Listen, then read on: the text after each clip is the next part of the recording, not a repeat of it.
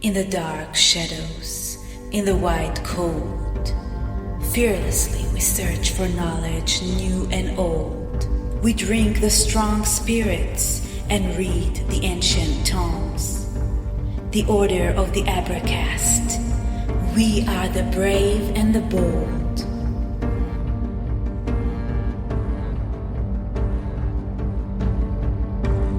The Abracast. Occult, history, conspiracy, and violence.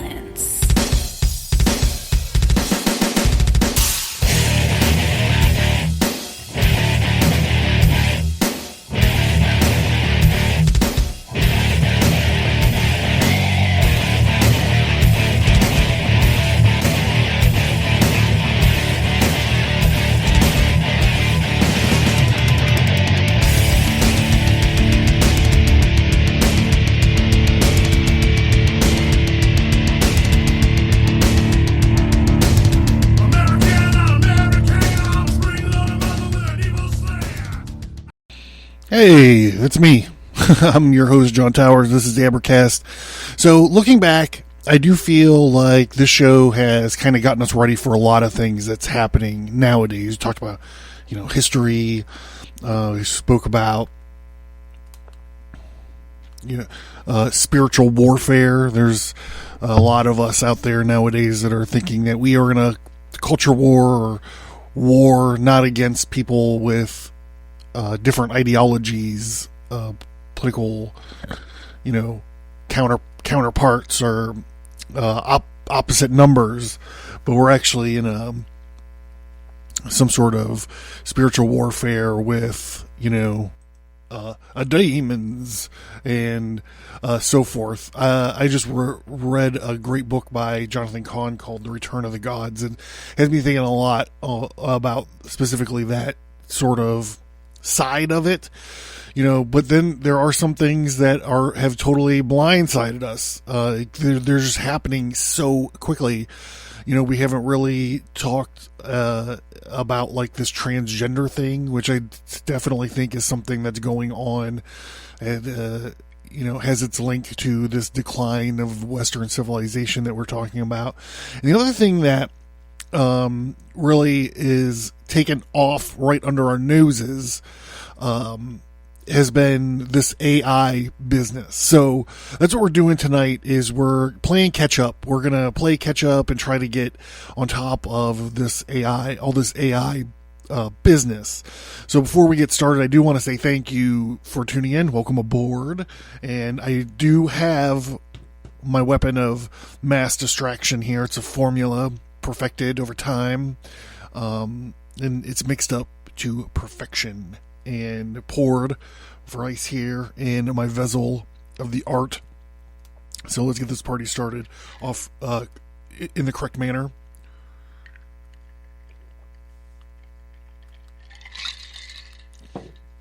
All right. So what we do have here, the way that tonight's program is going to work is I have Ray Kurzweil's book here. He wrote a couple books about he writes books about this, what he calls the singularity, but it rubs up against AI, artificial intelligence, and this kind of stuff. The book that I have in front of me here this evening is called The Age of Spiritual Machines, and I want to start there. And this book was written when, Lord, when was this book written? Copyright is 1999. So this is 1999, Ray Kurzweil, Age of Spiritual Machines. So we're going to read a couple passages out of this, We're going to read a couple passages out of this book here, and then we're going to dive into current events. What could go wrong? And I should say, like, this stuff has, I was born in the fucking 70s, man. So, as long as I was old enough to be making my own movie watching decisions, Terminator, Skynet, with Terminator, with Skynet, and then, would you like to play a game? Would you like to play a game of global thermonuclear war with Matthew Broderick? So this is been sort of lurking around in my nightmares for quite some time, and I've spoke before about, when I was a kid, I was obsessed with nuclear holocaust. So it kind of goes hand in hand with that. But now we're going to see a different kind of holocaust unfold in front of us when we get into the AI world. Now, I'm not taking thermonuclear global war off of the table, but I'm going to say it's a different sort of holocaust. This is going to be a holocaust of souls. And, there's quite a few reasons why I feel like this. We've taken, I'll include myself in this statement, we've taken God, out of everything. We've taken God out of everything. And like Nietzsche says, remember back when we did a huge series on Nietzsche, and when Nietzsche, or Zarathustra, Nietzsche writes Zarathustra saying, well, you've killed God, God is dead. And, what comes next? What do we fill that hole with? And I feel like we're filling it with a bunch of stuff. I feel like we're filling that hole maybe with weird sex, and we're filling that hole maybe with technology, and we're filling that hole with ourselves. Some of us are filling that hole with boredom and how to alleviate it. I feel like we're pouring our new gods into everything. And I feel like there's not going to be too long before people are going to start worshiping this thing. Probably not in the form of ChatGPT, but I feel like it's coming, and it's probably coming faster and faster. So here's Kurzweil talking, Age of Spiritual Machines.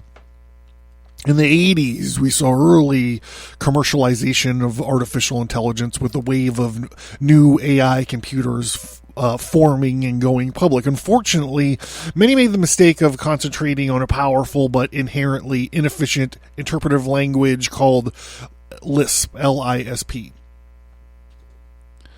Which had been popular in academic AI circles. The commercial failure of Lisp and the AI companies that emphasized it created a backlash. The field of AI started shredding its constituent disciplines and companies in natural language understanding, characters and speech recognition, robotic machine vision, and other areas originally considered part of the AI discipline, now shunned association with fields label.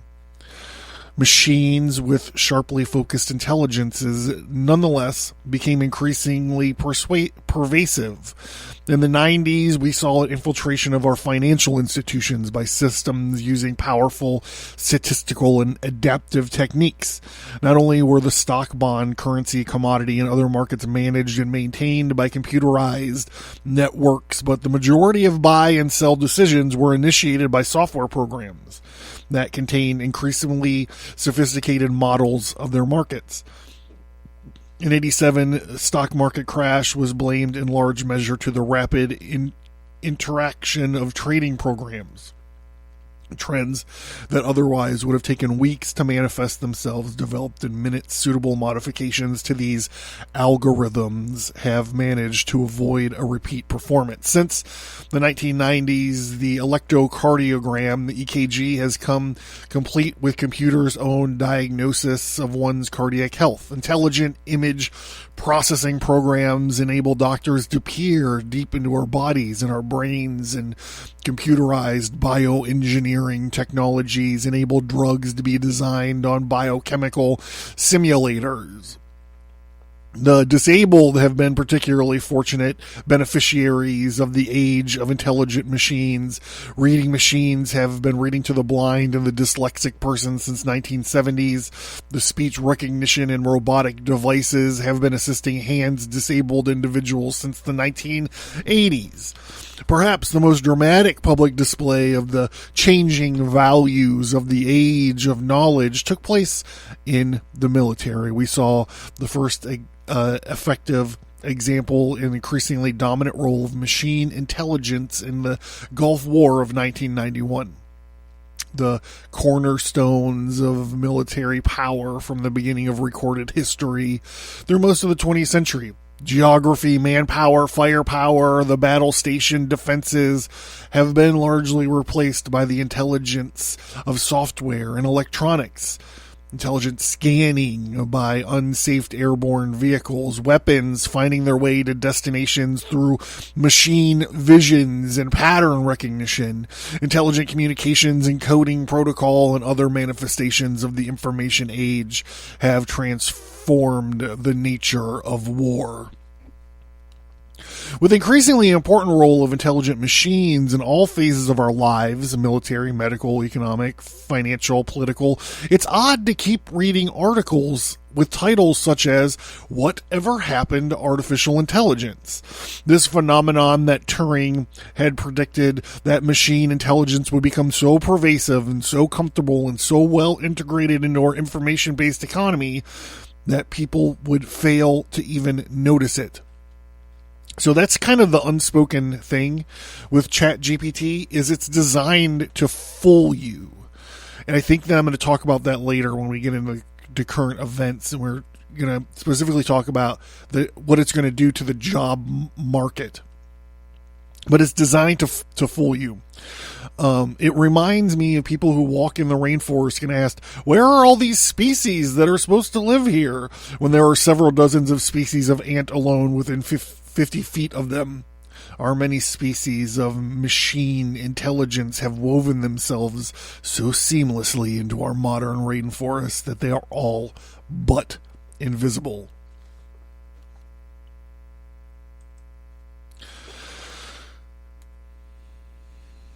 Turing offered an explanation of why we would fail to acknowledge intelligence in our machines. In 1947, he wrote, quote, "The extent to which we regard something as behaving in an intelligent manner is determined as much by our own state of mind as training as by other properties of the object under consideration.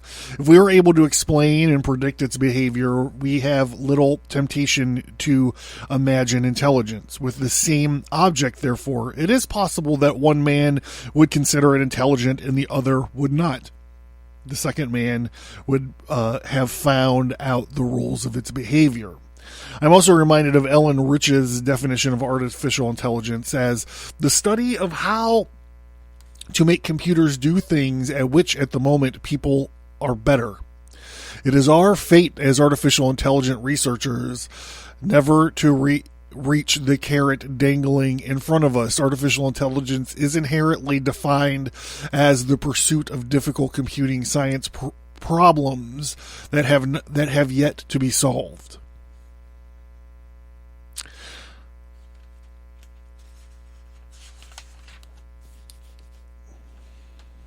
So here, what is intelligence? A goal may be survival, even evade a foe, foraging for food, finding shelter, or it might be communication, relate an experience, evoke a feeling, or perhaps it is to partake in a pastime, play a board game, solve a puzzle, catch a ball. Sometimes it will seek transcendence, create an image, compose a passage. A goal may be well defined and unique, as in the solution to a math problem, or it may be personal expression with no clearly right answer.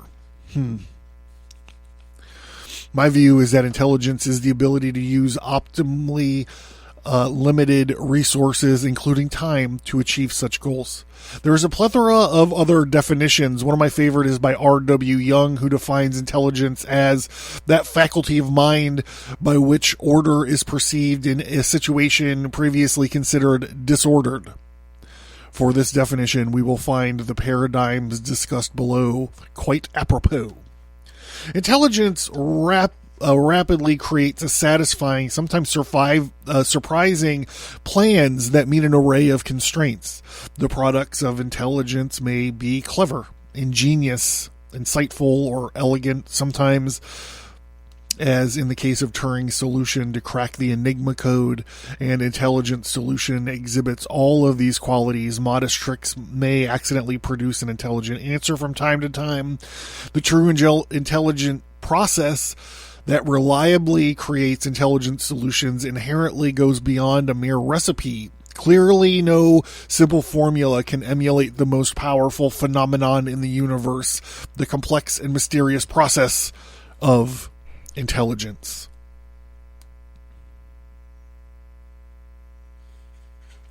So let's get into some of these current events articles.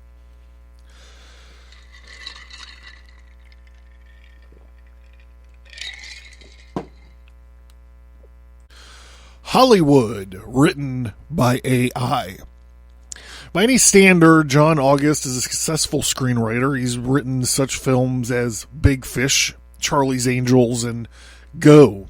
But even he is concerned about the impact AI could have on his work. A powerful new crop of AI tools trained on vast troves of data online can now generate essays, songs, lyrics, and other written work in response to user prompts. While there are clearly limits for how well AI tools can produce compelling, creative stories, these tools are only getting more advanced, putting writers like August on guard. Screenwriters are concerned about scripts being the feeder material that is going into these systems to generate other scripts, treatments, and to write story ideas. August, a Writers Guild of America committee member, told CNN, "The work that we do can't be replaced by these systems." August is one of the more than 11,000 members of the WGA, America's Writers Guild of America, who went on strike Tuesday morning, bringing an immediate halt to the production of some television shows and possibly delaying the start of new seasons of others later this year. WGA is demanding a host of changes from Alliance to Motion Picture and Television Producers, from an increase in pay to receiving clear guidelines around working with streaming services. But as part of their demand, the WGA is also fighting to protect their livelihoods from AI.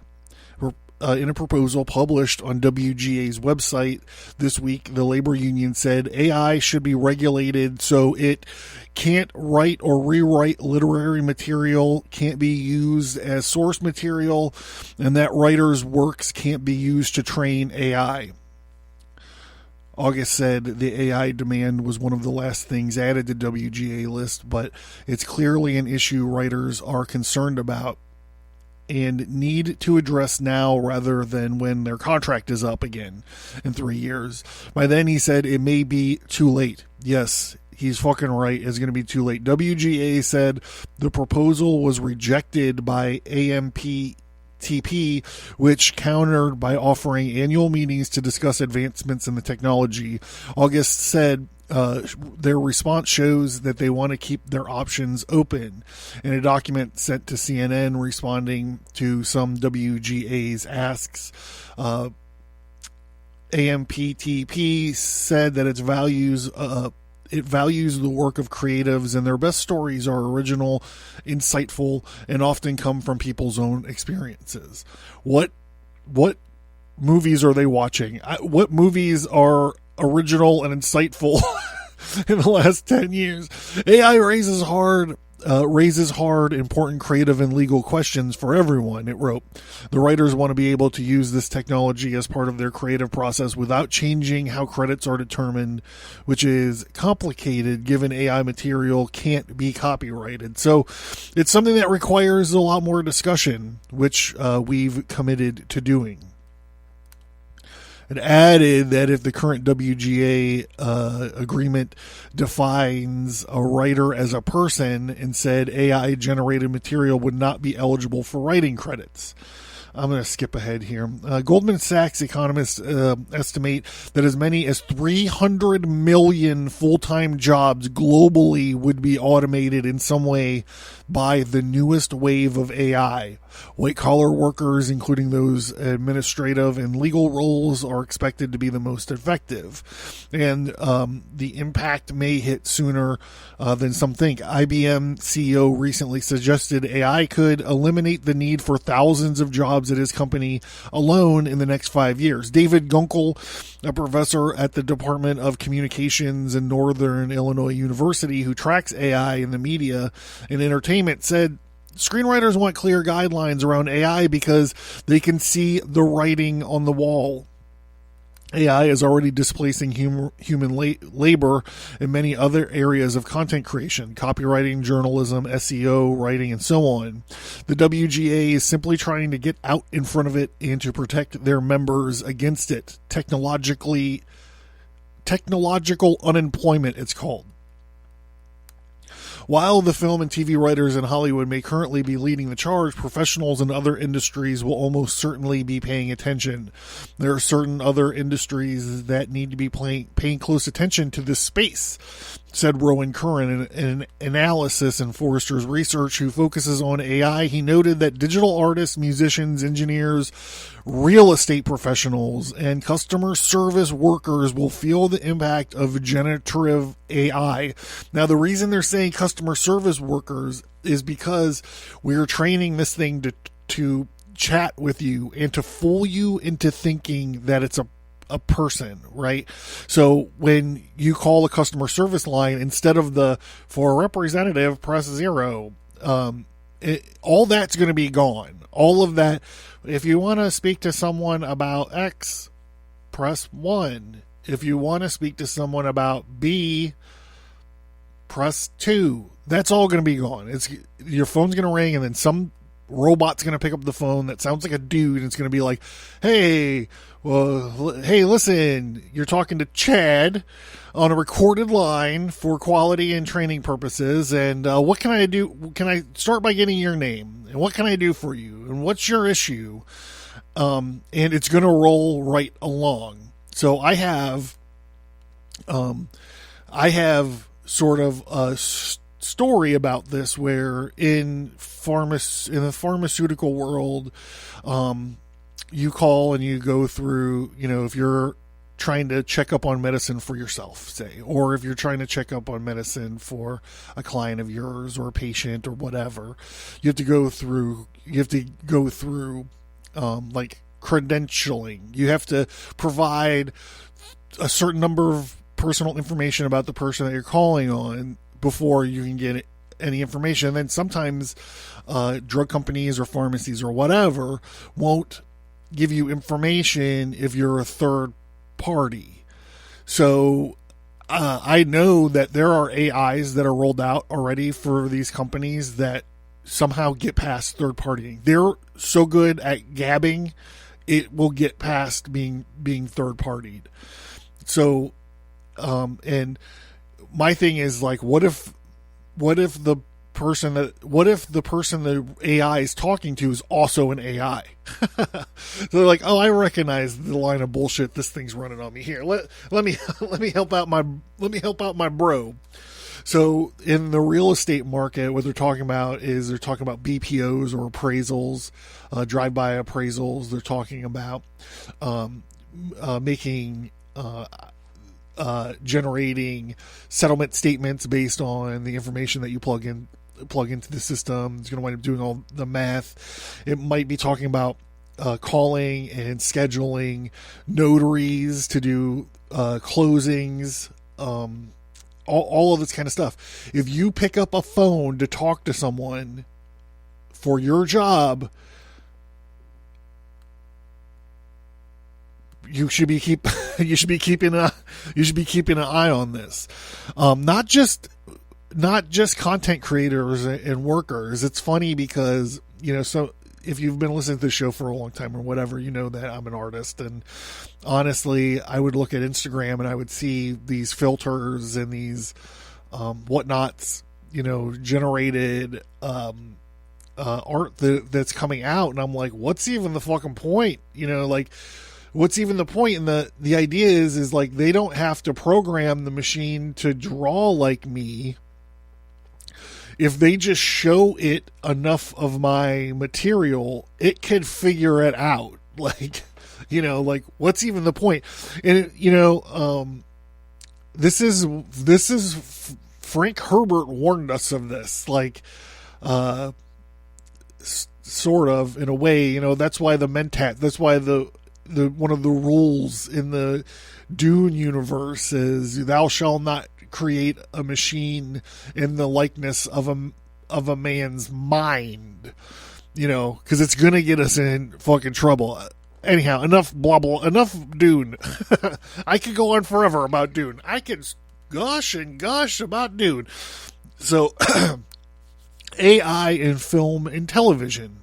AI has had a place in Hollywood for years. In 2018, Marvel Avengers Infinity Wars film, the face of Thanos, a character played by actor Josh Brolin, was created in part with this technology. Crowd battle scenes in films including Lord of the Rings and Meg. I think Lord of the Rings is a little old for this. Maybe they're thinking of the Amazon Prime thing. Meg, which is about the gigantic shark, I think, have utilized AI. And the most recent Indiana Jones used it to make Harrison Ford's character appear younger. It also been used for color correction, finding footage more quickly during post-production, and making improvements such as removing scratches and dust from the footage. But AI screenwriting is in its infancy. In March, a South Park episode called Deep Learning was co-written by ChatGPT. The tool was highly focused on the plot. The characters used ChatGPT to talk to chicks and to write school papers. August said writers are largely willing to play ball with tools as long as they are used for launching pads or for research, and writers are still credited for utilized throughout the production process. Screenwriters are not Luddites. We've been quick to use technologies to help us tell our stories. August said we went from typewriters to word processors happily and increased productivity, but we don't need a magical typewriter to type scripts all by itself. I think there might be a good test for this. They should run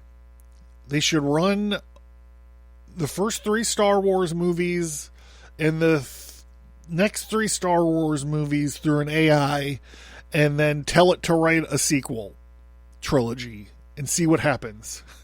I guarantee it will be better than the J.J. Abrams, Kathleen Kennedy bullshit. It has to be. It has to be better. Right?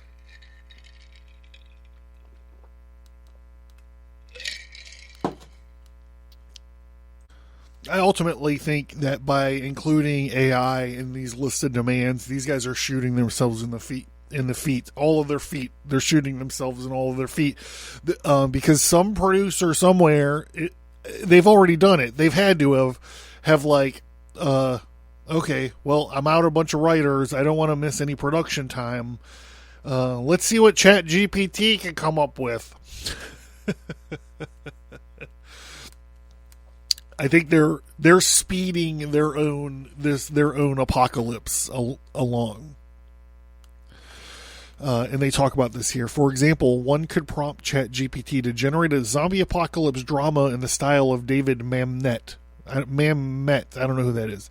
Who should get credit for that? August said. What happens if we allow a producer or a studio executive to come up with a treatment or pitch or something that looks like a screenplay that no writer has touched? Well, it looks like that often anyways. Okay, I'm moving on to my next article here called it's a Politico article. It's called "The Industry AI Might Kill Off First." ChatGPT has claimed its first casualty on the stock market. Yesterday, a price of shares of California-based learning company Chegg tanked by nearly half after its CEO Dan Rosenwig said on an earnings call that he believes ChatGPT is having an impact on our new customer growth rate. Market watchers on Twitter noted that it's likely the first ever publicly traded company to acknowledge that it's getting battered, I should say, by new technology. Since ChatGPT is similar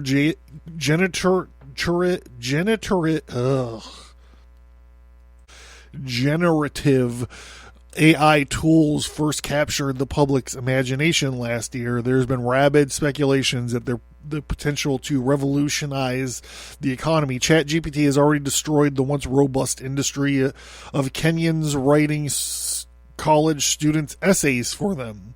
Will it next kill the college admissions essay altogether? The PR flack, the local newspaper. Chegg is somewhat a unique case as a company that was the subject of intense scrutiny even before its seeming admission of defeat by ChatGPT. It allows students to post their homework online in search of answers from other students. Chegg calls this homework help. Many educators call it cheating. Students apparently now call it irrelevant, as ChatGPT provides for free something close enough to the services which Chegg currently charges $15.95 a month. So, as its shares price by taking a beating, the company, the proverbial dead canary in the coal mine, or just an unlucky outlier? I guess we will see. So, in the light of all this, we're going to jump over to a Reuters article. IBM to pause hiring in a plan to replace 7,800 jobs with AI. Bloomberg reports. May 1st, Reuters, International Business Machine Corp, IBM, expects to pass hiring for roles as roughly 7,800 jobs could be replaced by artificial intelligence in the coming years. CEO Arvind Krishna told Bloomberg News on Monday. Hiring specialists in back office functions such as human resources will be suspended or slowed, Krishna said, adding that 30% of non-customer facing roles could be replaced by AI and automations in 5 years. His comment comes at a time when AI has caught the imagination of people around the world.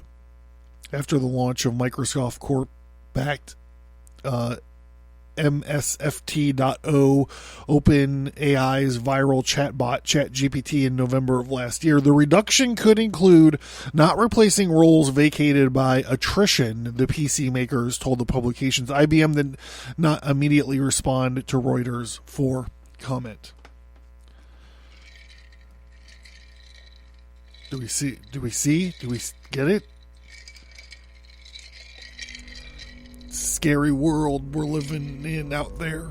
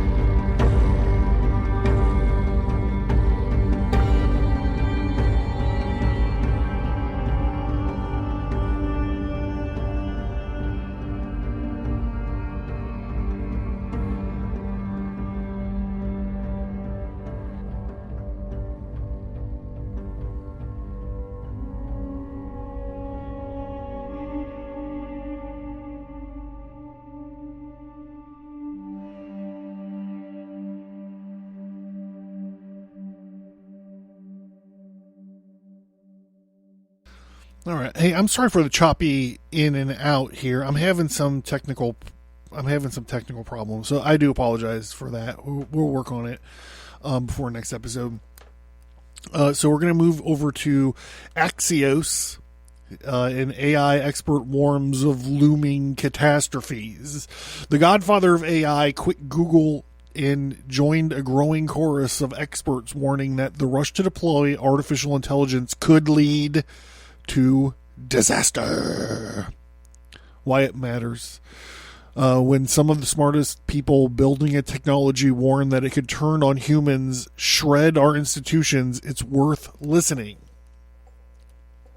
Geoffrey Hinton, a top machine learning pioneer, says that he left Google so he could speak freely about the dangers of rushing generative AI products. Yes!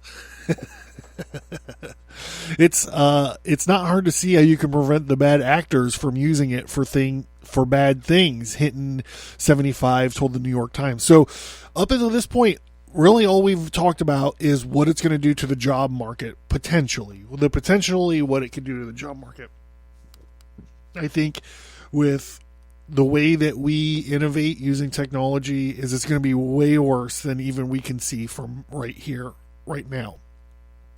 You know, if any of you guys are working with ChatGPT, you know, I would love for someone to upload, 500 episodes of the Abracast and tell it to write an Abracast episode in my voice. I would love it. If you guys, okay, so yeah, right. I just came back, but maybe I need another vacation. Maybe this fucking shit can help me out. Skynet, preach a little bit about, I don't know, magic circles and werewolves for a little while. So let's talk about some of the plausible disasters they fear. One, cyber attacks. The right prompts can now generate working malicious code, meaning more, bigger, and increasingly diverse cyber attacks. Dario Amodei, the CEO of Anthropic, which offers a rival to ChatGPT, told Axos CEO Jim Vandehei that a massive expansion of such attacks is his biggest near-term worry. Scams sharpen. Forget clumsy emails using social media posts and other personal information. The new AI-assisted phishing and fraud schemes will take the form of real-sounding pleas for help in the faked voices of your friends and relatives. The bad actors are already at it. I heard about this. An AI did a ransom call. They were like, "We have your daughter," and it mimicked their daughter's voice based on a very minimal amount of vocal recording data that they were able to upload. Disinformation detonates. So think about this in the real world. There's an election cycle looming. Think of like this idea of deep fakes. I mean, we could get Trump or Biden or DeSantis or Kamala Harris to say anything they want now, using AI, and no one will know. No one will know if it's real or not. Like, that in and of itself is insane. Propaganda and partisan assault will be optimized by algorithms and given mass distribution by tech giants. Multimodal AI, text, speech, video, could make it impossible for the public to separate fact from fiction. Displaced workers can turn to violent protests or isolationist politics. Surveillance locks in. America's 70 million CCTV cameras and unregulated personal data already enables authorities to match people to footage. Israel uses facial recognition technology to monitor Palestinians, while China uses AI tools to target its Uyghur minority. AI can supercharge this kind of tracking for both corporations and governments, enabling behavioral predictions on a mass scale, but with personalized precision that creates opportunities for incentivizing conformity and penalizing dissent. Elizabeth Curley of the International Forum for Democratic Studies told Axios. Well, that's one of those Ayn Randian International Forum for Democratic Studies definitely means we like communism. 5. A strongman crackdown. Mass digital data collection can give would-be autocrats a means to anticipate and diffuse social anger that bypasses democratic debate, with no need to tolerate the messiness of free speech, free assembly, or competitive politics, per Curley. MIT's Darren Acemoglu, author of Why Nations Fail and Redesigning AI, told Axios he worries democracy cannot survive such a concentration of power without guardrails. India's Narendra Modi, who is already engaging in democratic backsliding, could be the next digital strongman to weaponize AI against democracy. India has the highest acceptance rates of AI globally, according to KPMG survey of 17 countries. What's next? Democracies have limited time window to act by, for instance, imposing legal constraints on AI providers. Seth Dobrin, president of Reliable AI Institute, says the U.S. needs an FDA for AI. Others think progress is more likely to be achieved via lighter touch oversight body that could conduct audits and raise red flags. Yes, but the tech industry's AI product race shows no signs of slowing. Although Google CEO Sundar Pichai has warned there is a mismatch between how fast AI is developing and how quickly our institutions can adapt. He has also responded to competition from Microsoft and OpenAI by flooring the gas pedal to the company's AI product launches. The bottom line is those setting AI pace are trying to move fast to pretend that they are not breaking things. Marjetti Saki, the former EU official who has now International Policy Advisor of Stanford University for Human-Centered AI, told Axios. The idea that this stuff could actually get smarter than people, I thought was way off, Hinton told the Times. I thought it was 30 or 50 years or even longer away. Obviously, I no longer think that.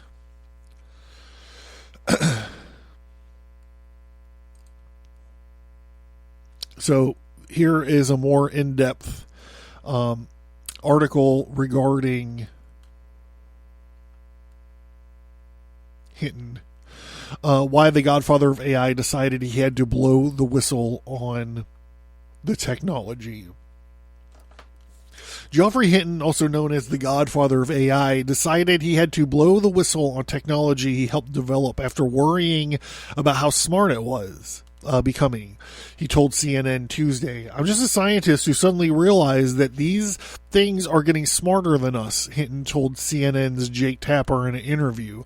"I want to sort of blow the whistle and say that we should worry seriously about how to stop these things getting control over us." So I'm just going to interject here, editorialize just a little bit.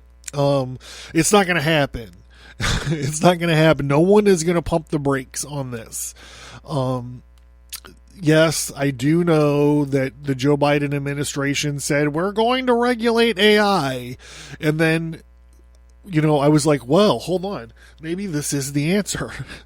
Maybe this is what we need. Maybe this is one of those things where we actually need government to step in and to regulate all this crazy AI business. And then they totally... The punchline to the whole thing was, we're going to put Kamala Harris in charge of it. Nothing's going to happen. She was... I don't know. Hold on. She's like, we're trying to get it to do what? And where do we give it blowjobs? What? All right, that might be a bad joke. No, it's not.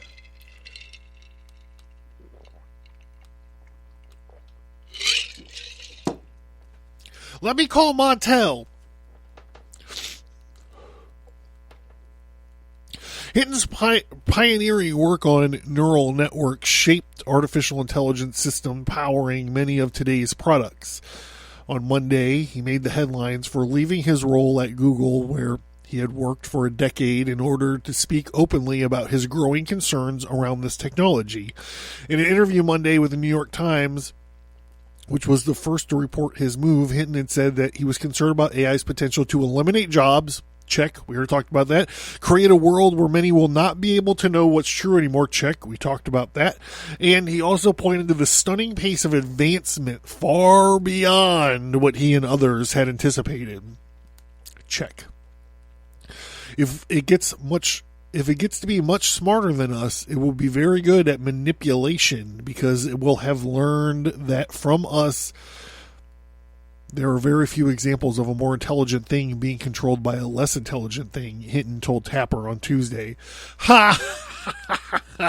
It knows how to program, so it'll figure out ways of getting around restrictions we put on it. It'll figure out ways of manipulating people to do what it wants. Hinton is not the only tech leader to speak with the concerns over AI. A number of members of the community signed a letter in March calling for artificial intelligence labs to stop the training of the most powerful AI systems for at least 6 months, citing profound risks to society and humanity.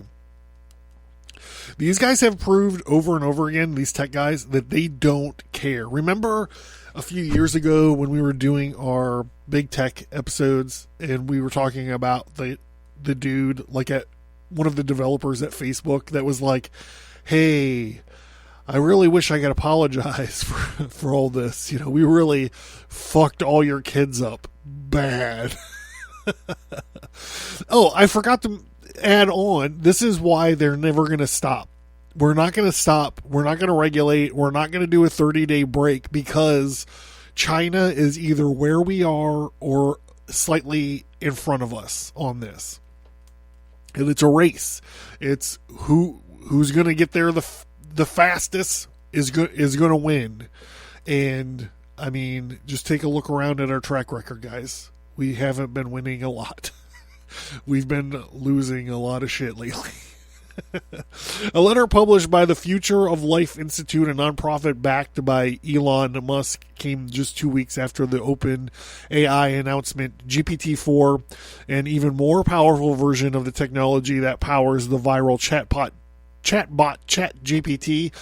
Early tests and a company demo, GPT-4 was used to draft lawsuits, pass standardized exams, and to build a working website from a hand-drawn sketch. Co-founder from Apple, Steve Wozniak, who was one of the signatories on the letter, appeared on CNN this morning on Tuesday, echoing concerns about this potential to spread misinformation.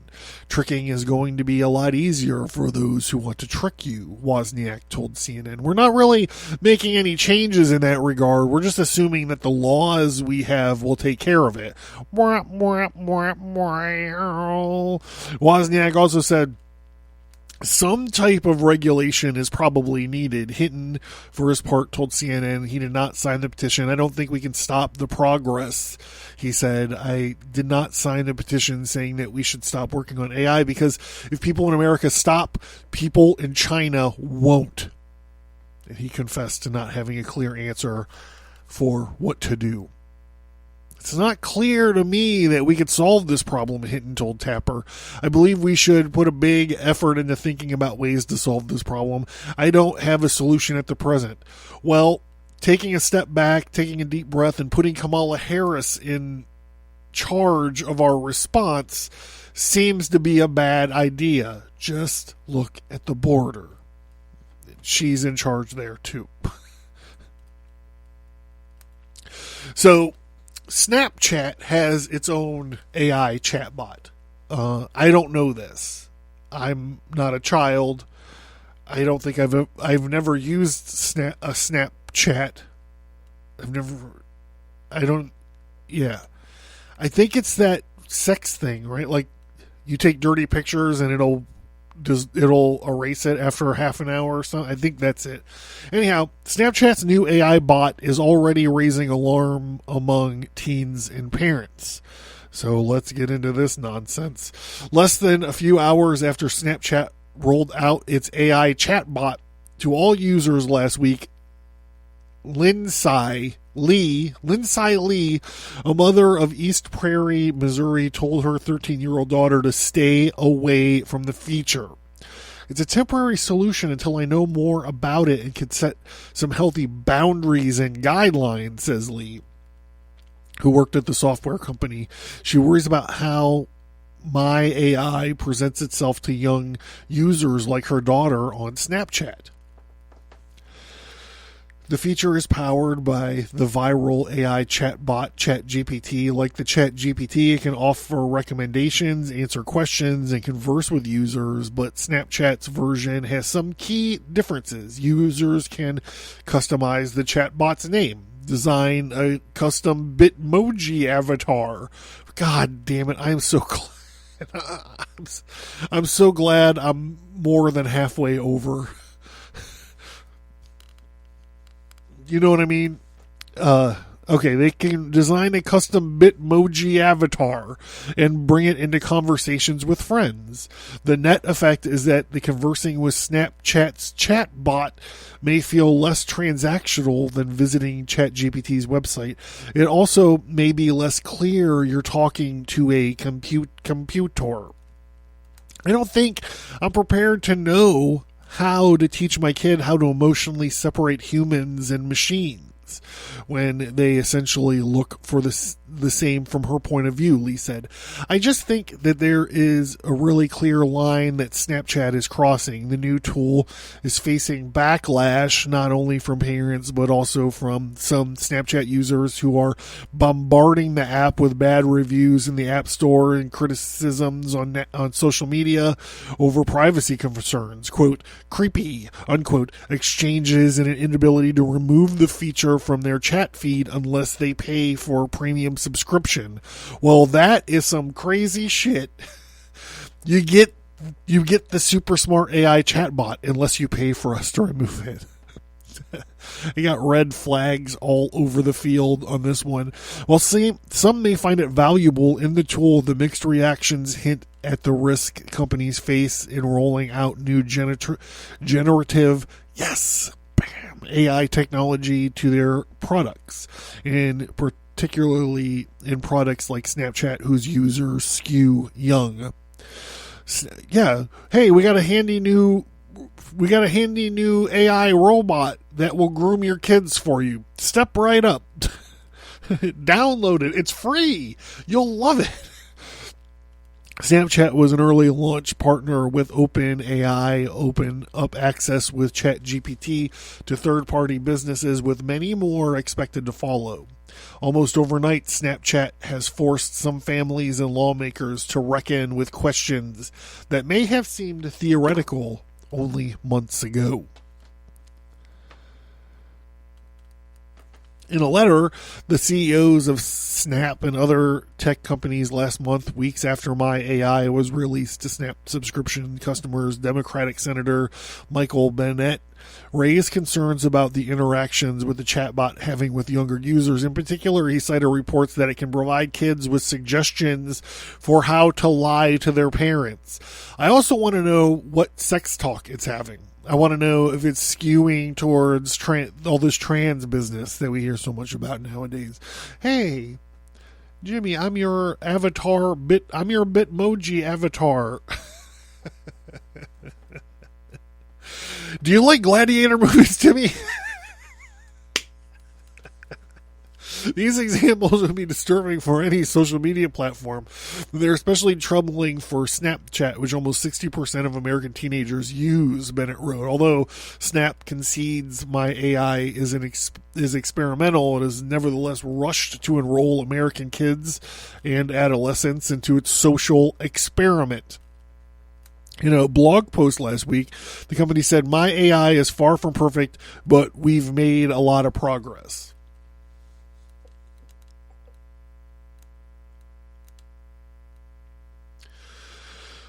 In the days since its formal launch, Snapchat users have been vocal about their concerns. One user called his interaction terrifying after he said it lied about not knowing where the user was located. After the user lightened the conversation, it said the chatbot accurately revealed that he lived in Colorado. In another TikTok video with more than 1.5 million views, the user named Ariel recorded a song with an intro, chorus, and piano chords written by my AI about what it was like to be a chatbot. When she sent the recorded song back, she said that the chatbot denied its involvement with the reply, "I'm sorry, but as an AI language model, I don't write songs." Ariel called the exchange creepy. Other users shared concerns about how the tool understands, interacts, and collects information from photos. I snapped a picture and it said, "Nice shoes." When asked about the people who were in the photo, the Snapchat user wrote on Facebook.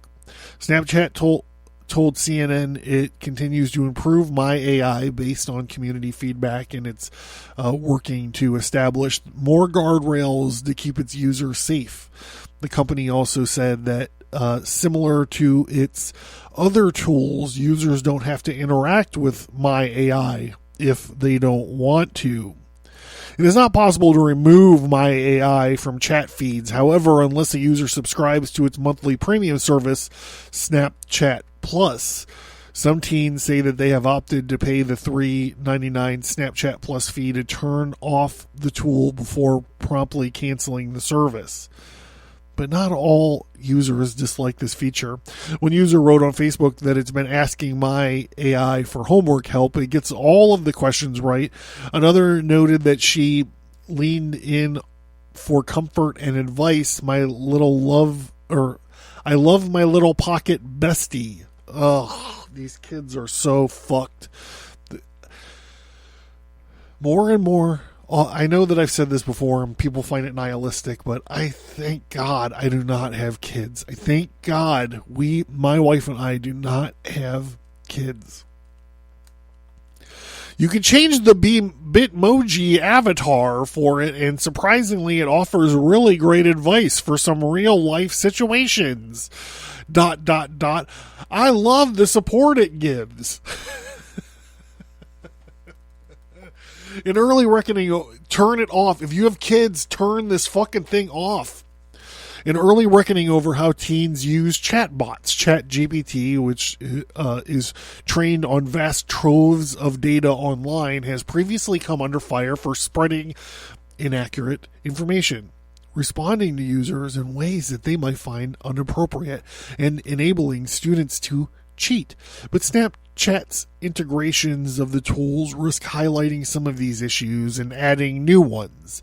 Alexandra Hamlet, a clinical psychologist in New York City, says the parents of some of her patients have expressed concerns over how their teenager could interact with Snapchat's tool. There's also concern around chatbots giving advice and about mental health because AI tools can reinforce someone's confirmation bias, making it easier for users to seek out interactions that confirm their unhelpful beliefs. If a teen is in a negative mood and does not have awareness or desire to feel better, they may seek out a conversation with a chatbot that they know will make them feel worse.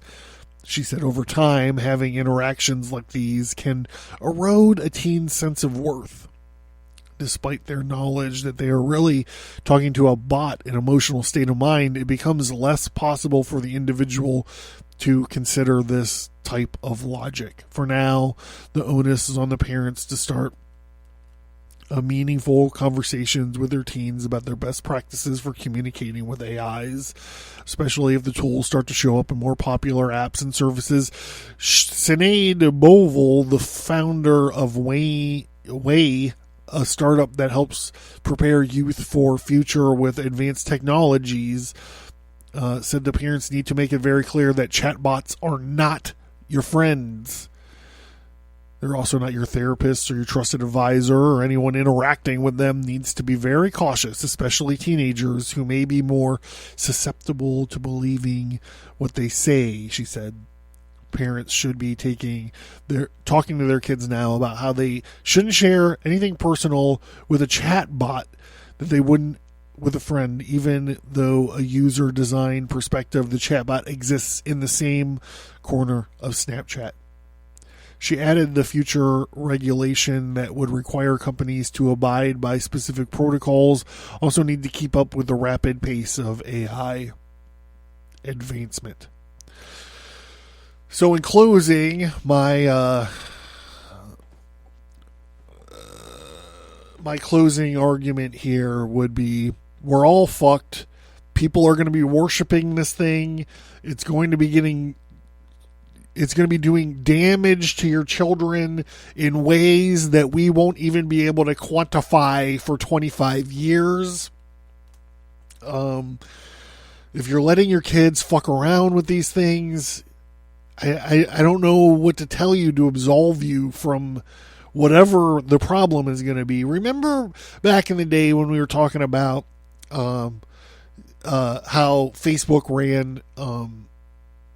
was running mood experiments. It was like putting people in bad moods on purpose with their feeds, and I was outraged. I wanted to know how many of these people committed suicide, how many of these people were beating their kids, and how many of these people got on benders and drug addicts and stuff like this. No one wanted to answer these fucking questions. Anyhow, I noticed that I've been talking a lot about old episodes. And if you want to revisit those, or if you're new to the show and you want to check out some of those, go to Abracast.com, find the featured topic link. I try to keep it pretty clean and up to date. There are a lot of old episodes that have since fallen into the red archive. But there's instructions on how to get there on Abracast.com. And that's it. I'm going to let Hilla take it from here. I'm done babbling. I'm going to go start a bonfire and fucking cook some burgers and dogs over the fire and have some drinks and chill out in nature. I'm not going to be talking to any bots tonight, everybody. No bots.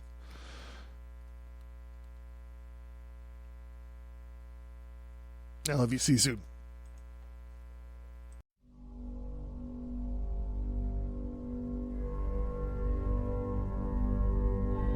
Are you interested in the occult, history, conspiracy, and violence? Learn more at Abracast.com and visit the storefront for tarot cards, merch, and books. Support the show. Get access to the show archive at subscribestar.com.